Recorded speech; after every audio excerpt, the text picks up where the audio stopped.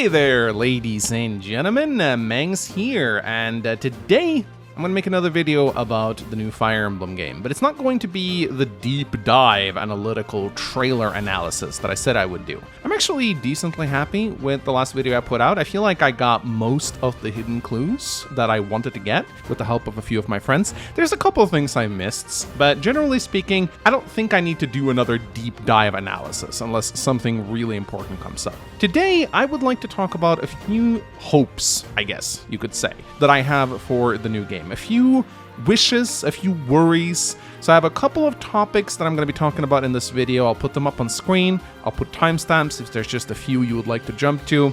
And the first topic I'm going to talk about is Kai. When I initially saw the first trailer and I looked at Kai, I said that I don't think Kai is an avatar. I've had a couple of days to mull this over, and I actually think I might be wrong, and there's a couple of reasons why I think that might be. So one of the first things that kind of worry me a little bit about Kai as a name is that it's a gender-neutral name. You can apply it to both a boy and a girl. And we do in fact see this shot right here of Kai and another woman, which does not show up at any other point during the trailer.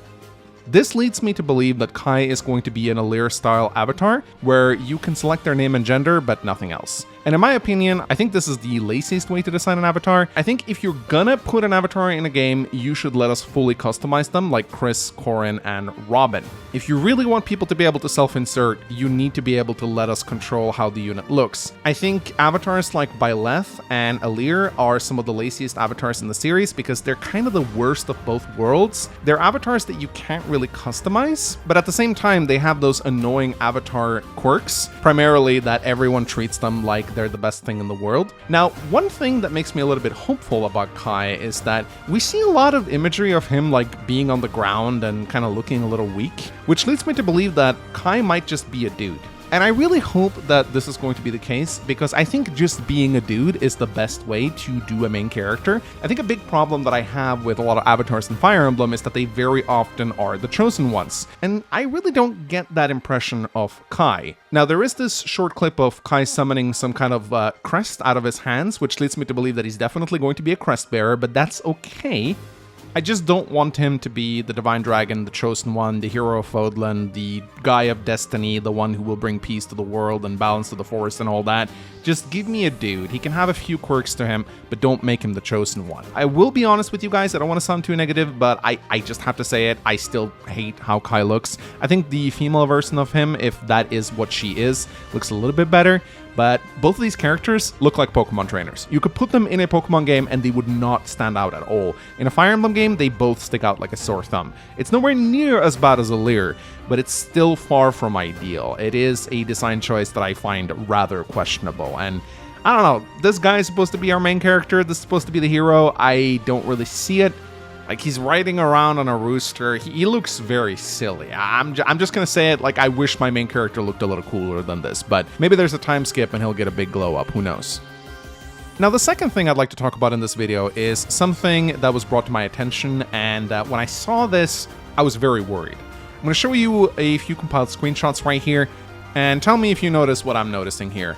Every one of these characters look like they are directly related to a character from Tree Houses. Now, of course, this being a Tree Houses prequel/sequel set either in the past or the future, we can of course expect some overlap. We saw that Dietrich is related to Jeritza/Mercedes, and that's all great. But I'm actually noticing a bit of a worrying trend here, where every single playable character we've seen thus far seems to resemble a character from Tree Houses.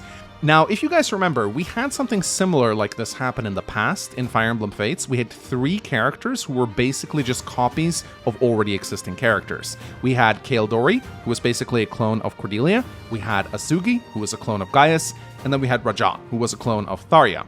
Now, when I look at this screenshot, I'm a little bit worried that the entire casts are going to be clones or references to characters in Three Houses. Now, I may be prematurely worried about this, but I just have this creeping feeling that this might be what they intend on doing, that every single character is going to be based on an already existing characters. They're going to have some of the same quirks, some of the same designs, some of the same personalities, and if I happen to be right about this, I think it not only shows a lack of creativity by the writers, but also a lack of confidence in their ability to create new characters that are likable. If they decide to base every single character in this game on an already existing character in Tree Houses, I think it reveals an underlying insecurity. It's like, oh, look at all these characters. You recognize them, right? Look, they're just like the characters you used to love. Please like them. Now, again, I may be preaching gloom and doom here, but it's just, once I saw the screenshot, I thought to myself, man, this could actually be what they're doing. I hope I'm wrong. I think we'll get our answers really soon. Now up next, I want to talk a little bit about the My Base feature that I think we're very likely to get in this game. We've already seen a shot of Kai running around town, although this strikes me a little bit more as an exploration phase, you know, like the ones we got after beating a map in Engage, where you got to run around and collect a few things.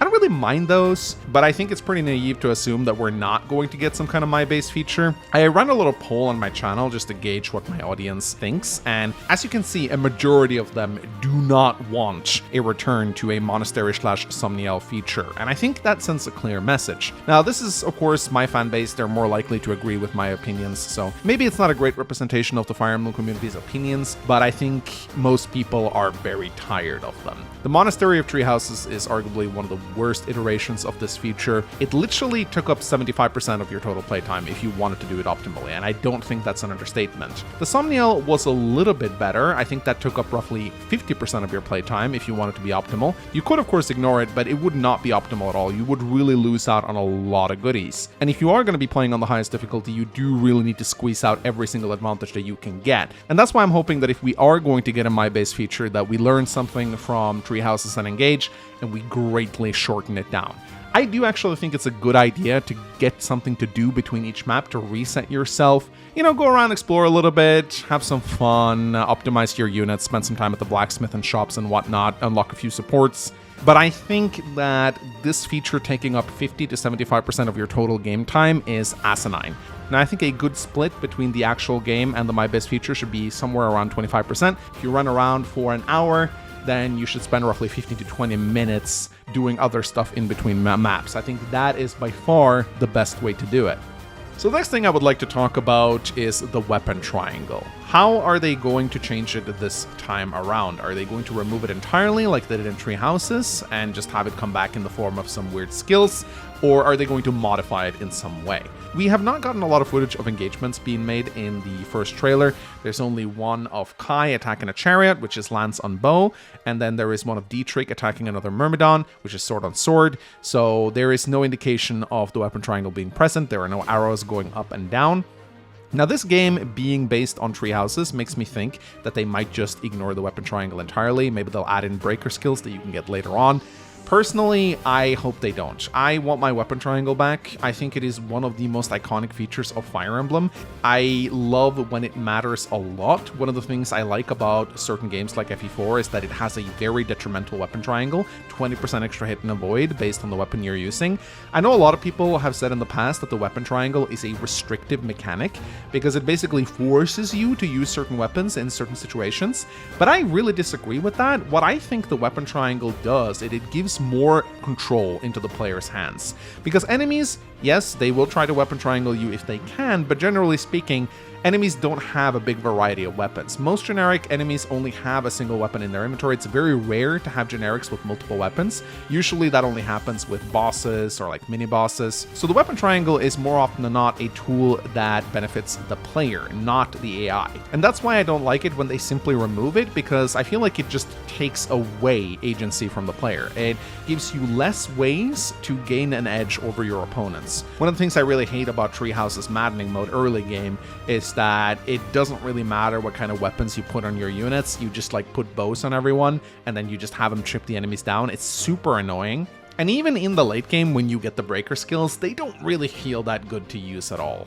You have to sacrifice a skill slot for them, which does not feel great. And the weapon triangle also kind of gets weaker as the game progresses. Like in the early game, it's very consequential, but in the late game, you tend to ignore it. Kind of similar to how the break mechanic worked in Engage. It was really consequential in the early game, and then in the late game, you kind of forgot that it existed most of the time. So personally, I just want my old weapon triangle back. Just give a flat 15 or 20% bonus to hit and avoid whenever you have a weapon that has an advantage against another. And bring back Reaver weapons. Seriously, Reaver weapons were such a good addition to Fire Emblem, and it seems like they have just forgotten that they ever existed.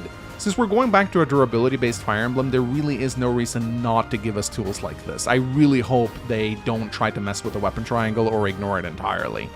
So the last thing I would like to talk about, my biggest worry about this game, is just the map design. I spent a lot of time just looking at the maps that have been shown in the trailer, and while they don't seem to be as bad as Tree Houses, I'm not seeing a lot of terrain here. Some look better than others. The map that Dietrich is fighting on also seems like it has a decent terrain, but there's also some wide, big open maps that have like just a few forest tiles scattered here and there, and this kind of makes me a little worried. Three Houses had some of the most dog shit map design in Fire Emblem, and they kept reusing the maps over and over and over again, which really hurt the replayability of that game. So yeah, I'm hoping the maps will be better in this game. So far, it looks like some of them might be, but we'll just have to wait and see. So yeah guys, that's all I'm going to be talking about in this video, just a few points that I really wanted to address based on my thoughts on the trailer. As soon as we get more trailers, a lot of these questions are going to start to be answered, I think, and we'll get to paint a more clear picture of how the game is going to look. Now I'd like to ask you guys, what is the one thing that you want them to nail in this Fire Emblem game? What is the one aspect you want them to do right? And what is the one big thing you fear they will not do right? Leave that answer in the comments below, like this video if you enjoyed it, and subscribe for more Hopes Weave news as they come out. My name is Mengs, and I'll see you guys next time. Bye-bye!